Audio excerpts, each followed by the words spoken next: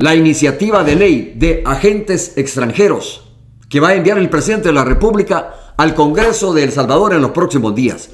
Creo que es importante explicar en qué países funciona esta ley, qué niveles de severidad tiene en estos países, pero cuál es el alcance que tiene también esta ley en estos países, en dónde funciona en este momento.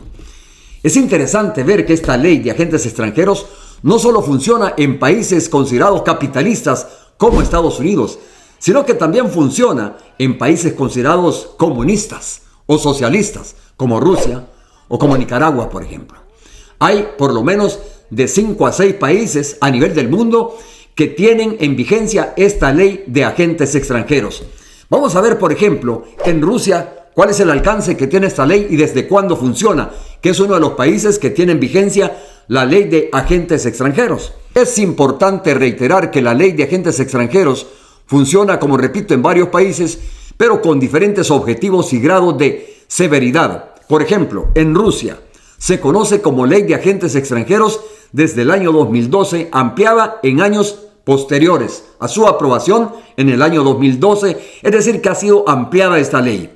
La descripción que tiene en Rusia es que obliga a ONGs, medios y personas que reciben fondos del extranjero y participan en actividades políticas a registrarse como agentes extranjeros, es decir, que es una obligación que estas ONGs se registren como agentes extranjeros.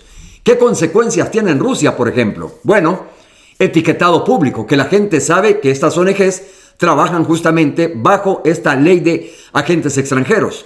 Auditorías estrictas, multas, incluso cierre de organizaciones. Es decir que si no cumplen con el objetivo de esta ley, pueden ser multadas e incluso podrían ser cerradas estas ONGs en Rusia. Pero también funciona en Estados Unidos. En Estados Unidos la ley funciona desde el año 1938. La descripción requiere que personas o entidades que representen intereses extranjeros ante el gobierno de Estados Unidos revelen sus relaciones, actividades y finanzas. El enfoque de esta ley es tener transparencia, no represión, no implica necesariamente sanciones ni estigmatización como en el caso de Rusia. Es decir que entre Rusia y Estados Unidos hay una diferencia entre el grado de severidad que tienen esta ley. En Nicaragua, por ejemplo, se llama Ley de Registración de Agentes Extranjeros y funciona desde el año 2020. Descripción: obliga a individuos y organizaciones que reciban fondos del exterior a registrarse y abstenerse de participar en política. Oigan ustedes, aquí en Nicaragua, ellos no pueden participar, estas ONGs no pueden participar en política. En Nicaragua se considera un mecanismo para silenciar a la sociedad civil y opositores.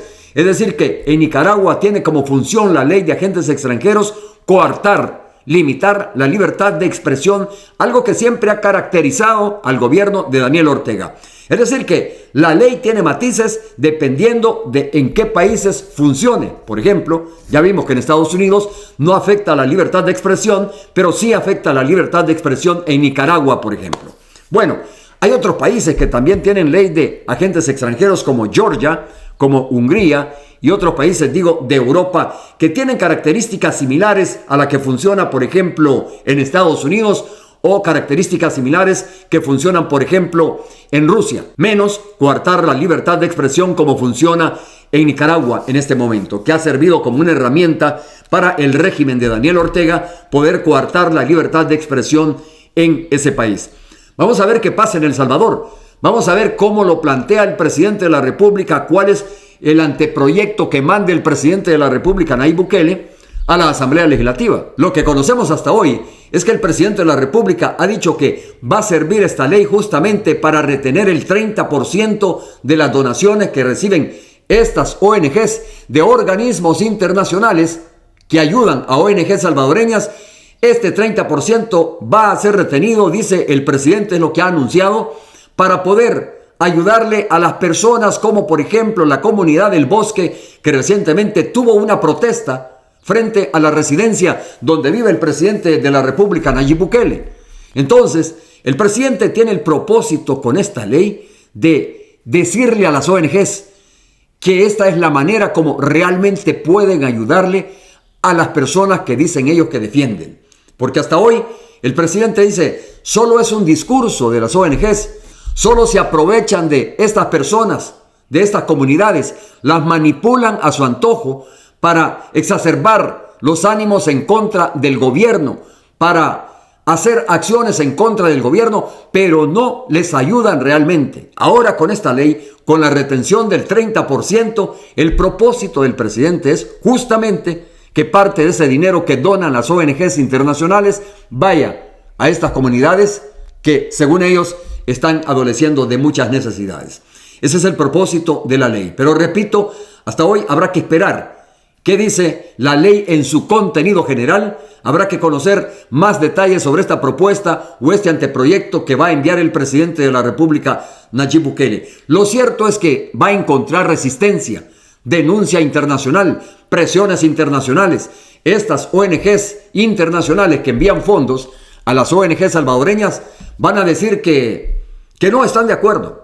Que no están de acuerdo con que el gobierno retenga este 30% porque no confían en el gobierno, porque este gobierno no ofrece transparencia. Ese va a ser el discurso que van a acuñar y van a resistirse. Pero, obviamente, si esto es aprobado, como todo parece indicar que va a ser en la Asamblea Legislativa, pues no habrá marcha atrás. No habrá protesta internacional que valga. Bueno, así está la cosa. Solo quería darles un poco de luz en qué países funciona esta ley. ¿Qué objetivos y alcances tiene independientemente o indistintamente en qué país funcione? En algunos es una ley para controlar la libertad de expresión, para limitar la libertad de expresión como en Nicaragua, pero en otros países tiene más flexibilidad esta ley. En otros países, más bien de lo que se trata es de tener un control de cuántas ONGs reciben financiamiento internacional y dónde lo están ejecutando este dinero o para qué lo están utilizando este dinero. Ese es el punto. Hay que esperar de lo que pase en la Asamblea Legislativa.